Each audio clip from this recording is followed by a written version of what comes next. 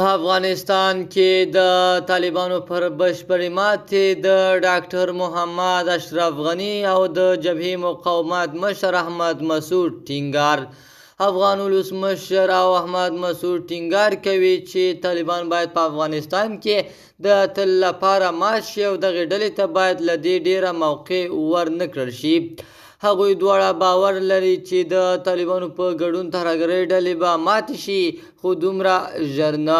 په سلامونو مو هرکلی کوم د AFG نیوز چینل درنو لیدونکو، سلام، ستړي مه شئ، وخت مو په خیر. پام راګرځوم د دې ساعت مهم خبر ته او په سر کې یادونه کوم ملګرو که مو چینل نه وي سبسکرایب کړی د مهمو خبرونو لپاره در سره AFG نیوز چینل په درنښت سره سبسکرایب کړئ.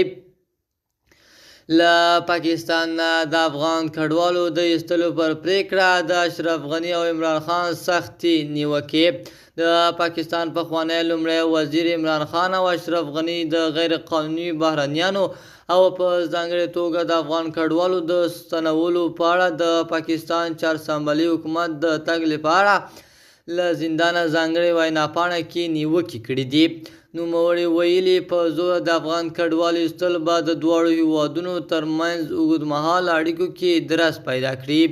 د شمیرو له مخې شاوخوا 4,50,000 افغان کډوال له پاکستان نه بیرته خپل هیواد ته ستانه کړل شوي چې ځینې د پاکستان پولیسو او امنیتي کسانو له ناوړه چلند او زورونې سر ټکوي. عمران خان ویلي افغانستان زموږ ورور اسلامي هیواد او ګاونډی دی. د دواړو هیوادونو خلک له پیړیو راهیسې د ورورګلوۍ اړیکې لري. د AFG نیوز چینل درنو لیدونکو، دا اوس زموږ د دې ساعت چمتو شوی خبر. تر بیا خیر چارې، د الله په امان.